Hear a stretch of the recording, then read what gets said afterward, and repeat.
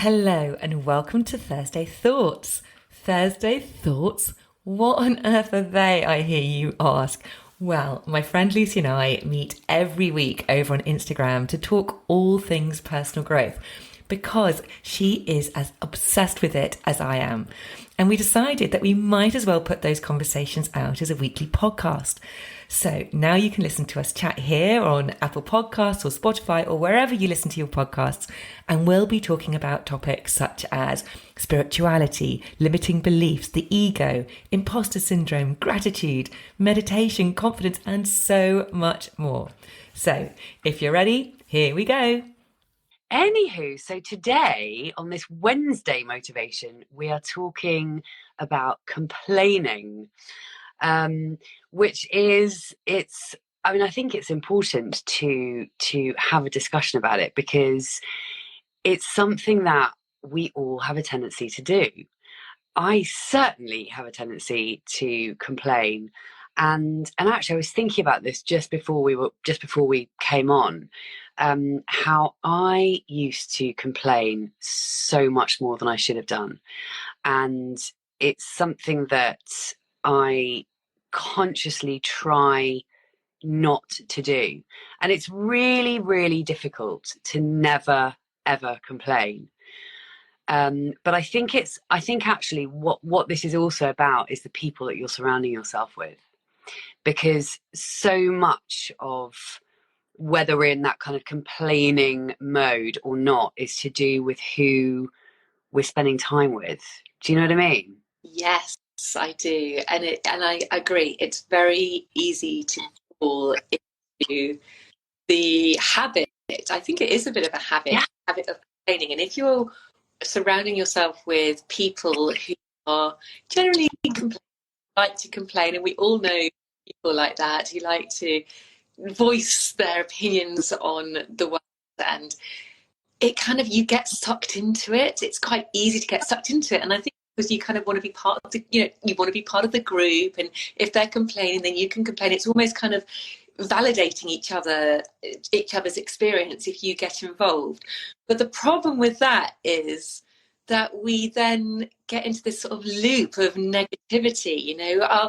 I just kind of think the more that we complain, that makes us feel about ourselves. It can trigger cortisol response in you because you're feeling negativity and all of that, and then it's sort of sending a message to your brain, right? Okay, this is, life's a bit shit and I'm negative. So it kind of almost kind of like that perpetual cycle of complaining is sort of fed, and so you're more likely to perceive and react to situations in a negative way, as opposed to if you don't get stuck in that cycle of complaining. I know this for myself. If I complain, it's very easy just to kind of constantly get stuck in it. And actually, if you manage to stay clear of complaining, it just kind of, that thing which actually you might have been moaning about passes by, you forget about it, you move on. But the problem is when we're constantly ruminating over a thing in that moment, which sometimes can make you feel good and you want to have a rant, and it can be a bit of a release, you want to rant about it. But the problem is if you get stuck in that cycle, then you're just constantly focusing on the negative, and it's just really hard to sometimes get out of it, and that thing might have passed, and then you're just constantly attracting more negative stuff to you. It's so true. It's almost like it can be a kind of a bonding experience. Yeah. And I also think it can be quite addictive. And if you get into that frame of mind of moaning and complaining, it can be really addictive. And like you say, there's something quite sort of satisfying about it, which means that it's even harder, or it's even more difficult to step away from those conversations, especially if you're in a group of people who are all having a good old moan about something. When I used to work in the coffee shop, I remember, it was one of those environments where there was always something to fricking moan about, and I would try and catch myself and try and, you know, if there were a couple of people having a moan about something, I would try and really intentionally sort of move away from it and go and do something else, like go and clear some tables or do some of the washing up or whatever it might have been in the coffee shop. But the thing is, it can be really hard because there's a very human part of us that's like, you want, you know, you kind of want to have a good old moan, don't you? And it feels good at the time. It feels sort of quite, like you say, validating and quite sort of satisfying, but actually it's not doing us any good. And I think one of the things that we could all do, you know, myself included, is to sort of, we have to ask ourselves, how do we feel when we walk away from a conversation like that? How do we feel when we walk away from this friend compared to that friend? Because basically people either bring us up or they bring us down. We either walk away from someone feeling uplifted and sort of energized, or we walk away from someone feeling a bit down and a bit shit and a bit negative. And really, it's a question of being very discerning about who you allow access to you. Because ultimately, you know, we have to protect our own energy. And you and I, like, we love everything woo, don't we? So we talk a lot about, you know, how important it is to be, because basically whatever vibration you are putting out into the universe, that is the vibration that you're getting back. So whatever feeling you're putting out is the feeling that you're going to get back. And so it really is about being discerning about who you allow access into your world. And if there is someone in your life, and I'm sure we all have someone, if there's someone who we find ourselves getting into that really sort of moany, complainy vibe with, then it's up to us to kind of minimize that contact with that person or try and change the subject. But I don't know about you actually, but this is a funny one. I've had it before where you almost get annoyed if somebody wants to try and veer, like if you're having a good old moan, you almost get annoyed when someone wants to veer off it, because there is that sort of satisfaction about it, or whatever the hell that is. And I've certainly been in situations where I've been on both sides of it. I've been the one that has been moaning away and someone else has wanted to get off the subject, or I've been the one that has been trying to get someone off the subject. So I can totally see it from both points of view. But it can be, if you're the person who's trying to shift on something more positive, you can feel the people around you and being annoyed that you're trying to be more positive about it or get on something more positive. I do. I know exactly what you mean. I think it might be when you're having a good old moan, sometimes it can just be the desire to kind of be heard, to be seen. I'm thinking about my kids, actually, if they want a good moan. Sometimes I think it's just that they want someone to see them and hear them and just to kind of, validate their experience. And I think that's okay. But then it's about moving on.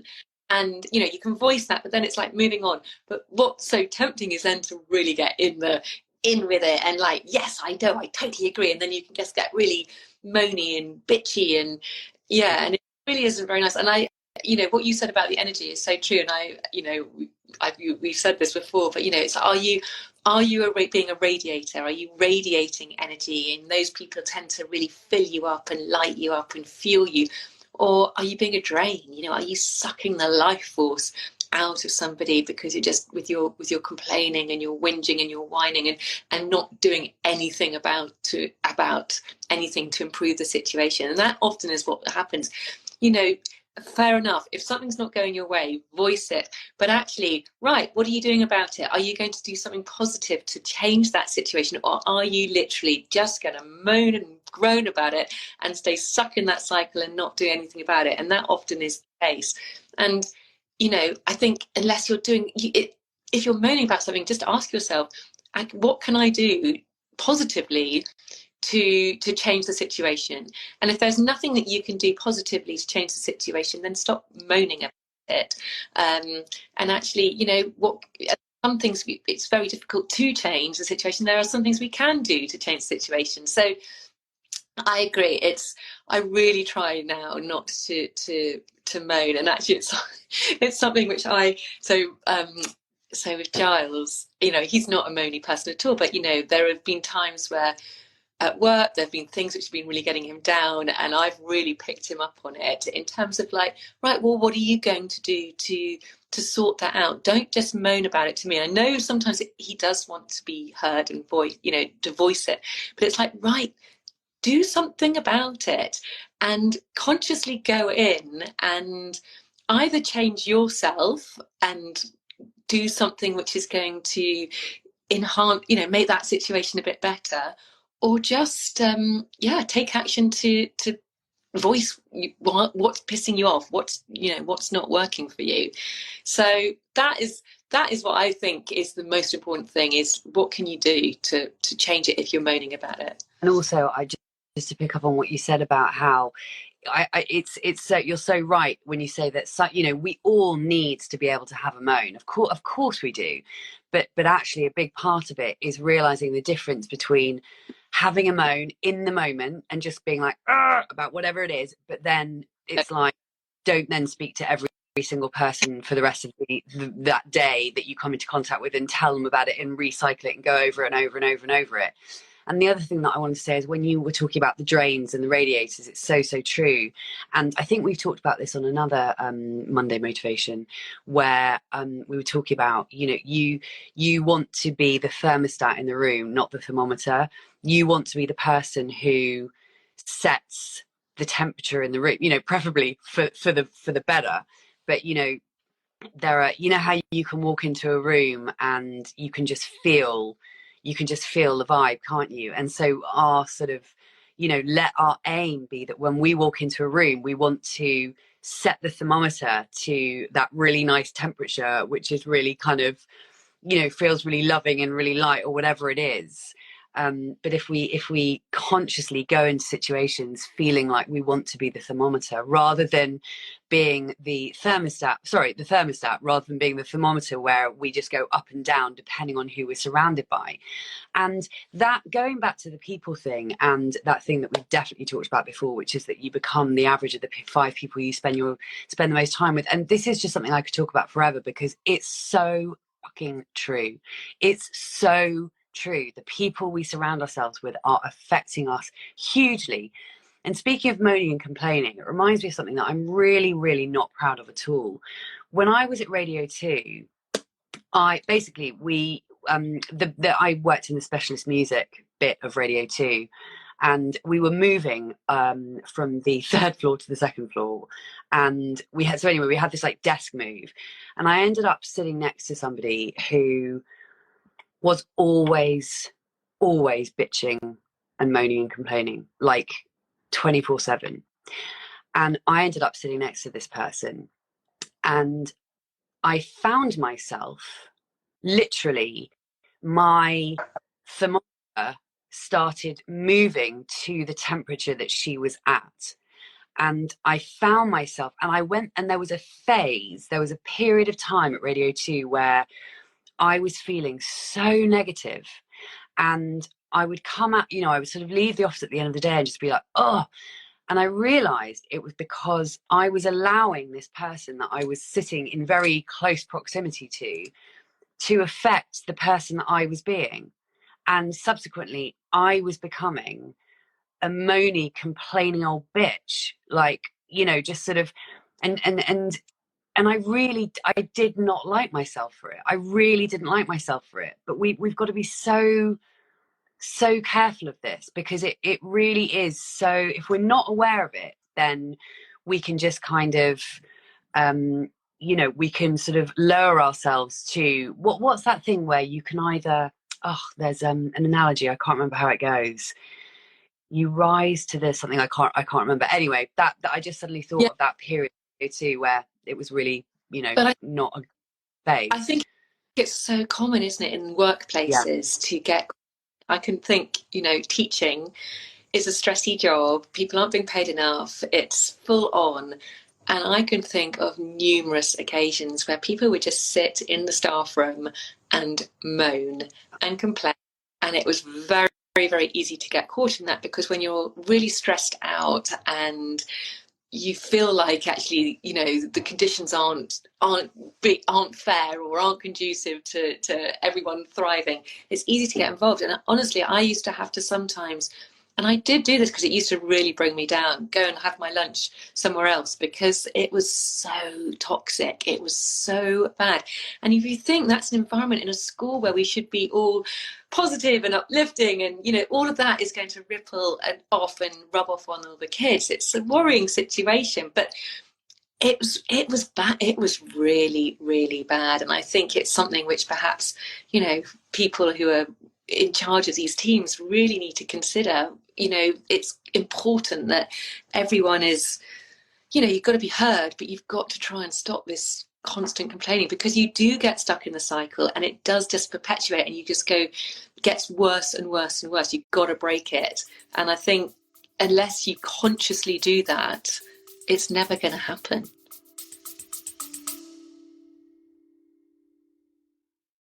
A very quick break to ask you to hit the follow or subscribe button if you haven't already. And if you're enjoying this episode, I'd be super grateful if you could hit those stars and rate it too. Thank you. Yeah, totally. You know, we have to take responsibility, don't we, to, you know, for removing ourselves from toxic environments. We all know what that's like. We all know what it's like to be surrounded by people who are really toxic, and or an environment that's really toxic. And it's just such an awful situation to be in. But like I say, you know, I'm sure every single person who watches or listens to this will be able to relate to this, because it's part of being human. But it's so, I think it's so important to really be mindful of it and remove ourselves from those toxic situations and minimize the contact that we have with toxic people. I have over the years removed various people from my life who I realized were incredibly toxic and probably always had been. And I think actually I think also this is kind of in some ways, dare I say it, something that comes with age, where you perhaps don't realize it when you're younger and you're not so aware of it. But the older you get, I certainly feel like I don't want any fucking drama in my life any longer. I just don't want drama in my life. I just want peace. And I just want to feel peaceful, basically. I think most of us do. You know, inherently, that's what we all want. But yeah, I certainly think that, say, over the last 5 or 10 years, that's been something I've been much more consciously aware of, and haven't felt bad about being quite ruthless about who I will allow in my life and who I won't allow in my life. And there have been a few people over the years who are no longer in my life because I just realized that they just simply weren't having a good effect on me, that I didn't like who I was when I was around them. I didn't feel supported by them. And ultimately, I just felt that they were very, very toxic. And there are always going to be people in the world who are like that. There are always going to be toxic people in the world. So we have got to remove ourselves from them, or just not give them access to ourselves and our lives. Yeah, it's about protecting your energy, isn't it? It's about not letting them into your space. And you're right. I think as we get older, that's much, much easier. I'm just thinking about, you know, when you're at school with all your friends, you know, you want to so desperately just be part of the gang. And if everyone's having a good old moan about something or someone, it's, you know, you want to just be, you don't want to be outcast. But, you know, I say this to my kid, particularly my daughter, actually, because I think girls can be particularly bad at this. So, you know, it's just like, just don't get involved. You know, if people are moaning and being nasty, particularly about someone, then just don't get involved. Stay away, keep your distance, because actually it's not, what good is it doing? It's not doing any good in the world whatsoever. But yeah, as we're older, it's much easier, isn't it, to decide who we want to be friends with, who we don't want to be friends with. We've almost got more choice available to us. And yes, search for people who truly light up your soul. Well, that's the most important thing. And be really careful. We say this again and again, of what you let into your space in terms of what you watch on TV, what you listen to, all of that, because that is also going to have an effect on your energy and what brings you joy, and can really limit all that sort of negativity, that complaining. Because as I said before, it is we've got this reticular activating system, this RAS, which looks for what we are putting our attention on at any one time. So if we are being surrounded by negativity, by complaining, it's going to it's like a radar. It's going to just seek out more negativity, more complaining, and it's even going to be harder to move away from it. So it is about, you've got to break that cycle somehow. And yeah, as always, it comes back from just being aware of those moments where you are caught into, and bloody hell, I'm no way perfect. I like a good old moan, like everybody else, but it's about catching myself in that moment and then going, right, it's off, I've got it out of my system. Let's leave it there. Let's let it go and let's move on. And I think that is really the most important thing. Yeah, completely. One other thing that's just occurred to me is, one of the things that people tend to moan and complain about is, the state of the world and politics and what's going on in the news. And I think that's another reason that's why I just don't engage in the news. I do engage in as much as I know the main stories and the things that I need to know. But I think there's a difference between that and fixating on, and of course people are going to have conversations about what's happening in the world. Obviously, I don't mean that we shouldn't, but I think we can take it to an almost, well, just a really unhealthy level. And let's take, for example, the fact that prices have gone up. We all know that. We all know that the cost of living has increased. But either we can go on and on and on and on about it and moan and complain and, oh my God, my fucking electricity bill has gone up hugely. But what am I going to do? Like, complaining about, that's the thing, complaining about something endlessly doesn't actually help anyone or anything unless you're actually going to do something about it.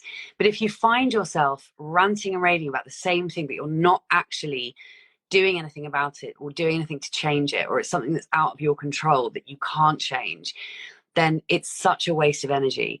And I do think that, when it comes to the things that are going on in the world, again, of course, we're going to be having conversations about them, obviously, but are we, is there a point where we're perhaps talking about and moaning about and complaining about something too much, and it's just reinforcing that negativity?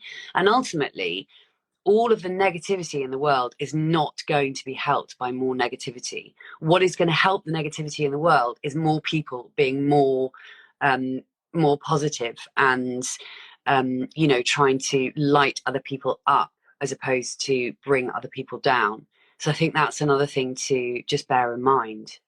Yeah, and just and all the the negativity in the world is, let's not forget, it's brought to us through media, and mainly, okay, everybody now has a mobile phone and can film things, but the media has control over what we get to witness, what we get to see. And this is a really recent thing in humankind, because in the past you would only have your very your the stuff which is happening right now around you to have to deal with. But now we've got this whole massive world out there which we get to hear about all the time. But the thing is, there's a lot of positive things going out in the world, but we don't get to hear about half of that, because we get to hear about all the really, the big stories, and often they're the negative things. Imagine if we heard, the news was full of good news stories, and because they get to choose what they want to give us, and they give us all the negative stuff because kind of better headlines. And I think, again, you just got to be aware of that, because that, again, just makes it easy to get stuck in the, like, the negativity and the moaning. And yet there are so many brilliant, positive, wonderful stories out there. And that's why, again, like what we talked about last time in terms of like your social media feed, you can choose to look at the good news Instagram feed, where you get to hear all the wonderful things certain people are doing, and kindness, and actually that, I think it's really important to focus on that, as as opposed to focusing on mainstream news, which is just really unhelpful. Yeah, it totally is. Is it Maria Shriver who started an online paper that is only good news? Oh. I think I'm right in saying that. I think it's Maria Shriver. Is it Shriver or Shriver? Arnold Schwarzenegger's ex-wife, who, yeah, I'm pretty sure it's her who has created this online. I think it's like a paid subscription type thing. But I'm pretty sure I'm right in saying that it's only, like, about all of the positive news. And like you say, we are fed all the shit stuff. And there's equal amounts of good going on. But that's why we have to seek these things out ourselves, because God knows the media are not giving it to us. Can I just say, by the way, like as I say, I don't read the news, I don't watch the news, I don't listen to the news, but obviously I'm still across what's going on. And I've had a couple of things coming up on my phone about Kate Middleton, and I am just like, this is such a classic. This is such a classic of what we as humans do. This poor woman has put a freaking lovely family photo online because she knows that's what people want. And then now it's being picked apart. And in fact, I actually Googled this because something came up on my phone. I was like, what is this about? And it's just, this is a classic example of humans being so negative and just horrible and mean. And also it's like, don't you have anything better to be doing with your days than analysing the fact that Kate Middleton has photoshopped a photo of her and her lovely kids? Who gives a shit? If this is where we are putting our attention, no wonder this world is so fucked. I'm really sorry. Can we trust the royal family because of this? It's just, I don't give a shit. I really don't give a shit.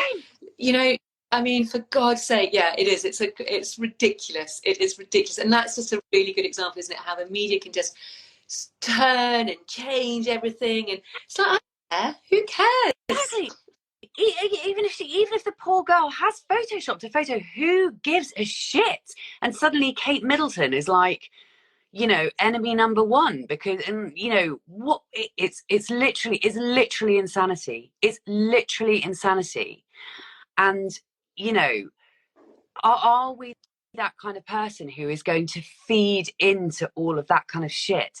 Because the way that I see it is, don't we have better things to be doing with our time than be worrying about Kate Middleton photoshopping a picture of her and her kids? Like seriously, we have to ask ourselves. It's that kind of Daily Mail, like, oh, blah blah blah blah blah. I mean, it's insanity. It's complete insanity, and it's definitely. It says so much about the society we live in. It's so deeply worrying that many people are that worried about something that irrelevant. Why does anyone give a shit? I've gone off on a complete rant. Polly, you need to bring me back to it. You need to bring me down. I'm totally with you. I'm totally with you. It's all mad. It's all completely bonkers. And ultimately, we just need to, if we focus more on our own little corner of the world and just what we can do to stay happy and stay joyful. I actually have just literally recorded a solo podcast episode today, which I don't do that often, but about finding the little moment, finding the joy in the everyday mundane life. Because again, it's very easy to just get wrapped up in the monotony and of the daily grind and complain about all the things you've got to do and just want to get to the end of the day. But actually, when you shift that perception, and you can find so much joy in in that. And it is just a matter of being mindful of it, of being conscious to all those wonderful things, you know, which you can be grateful for, all those micro joy moments. And so we have control. It's a choice. We can choose to complain, be surrounded by the complaining, moany people, or we can actually choose to go, sod that, I'm going to choose differently. I am going to find the joy in my everyday life and stay away from the drains because it's not serving me. And I think that's the thing. You have a choice. And okay, if you are sitting next to a really moany person at work, I understand that can be really, really hard. And then you're going to have to take steps to say, right, I need to move from this person. I need to, you do what you can to move away from them, because I understand that being really difficult. But yes, ultimately we have a choice. Absolutely. Well, it's exactly 1:30, and I think, quite frankly, oh my God, Little rant. Yeah. By the way, was I just complaining about something? we were just having a moan. I think we might have been. Yeah. Now we will not be having a Monday motivation on Monday because one of us, is going to San Diego, and it's not me. And I'm not. You, I know. Lucky person. How excited are you on a scale of 1 to 10? 10 out of 10 excited. I'm really. But you know, Lucy, this is the first. I've worked out. I think this is the first trip abroad on my own ever. Isn't that? I can't think of another time I've been abroad. Oh, I went to Italy. I did live in Italy for a year on my own. So I did do that. But in terms of kind of going away for a holiday, or I think without a child, without a husband, without friends. So yeah, so there's a part of me which is a little bit like, oh, because I've got an Airbnb for a couple of days, and that's kind of making me feel a bit like, oh, but no, actually, so jealous. I really old pants on and just embrace it, and really looking forward to it. Polly, it's just, I can't wait to see the pictures on Instagram and talk to you about it when you get back. I cannot bloody wait, and I'm like so envious. I wish I was coming. You're going to have an amazing time. So yes, it won't be a Monday motivation until, but we'll be back the following Monday, which is actually Easter Monday, isn't it? We'll be back the Monday. Yeah, I'll be back to tell you all about it. Is Easter Monday a thing, or is it just Easter Sunday? It's just Easter Sunday, and it's a bank holiday Monday. Oh right, that's it. It's not Easter Monday at all. That Monday. Kind of rude. Oh God! All right, love. All right. Have the best time. Thank you. And yeah, get back. Bye. Bye, love. Bye. Bye. Bye.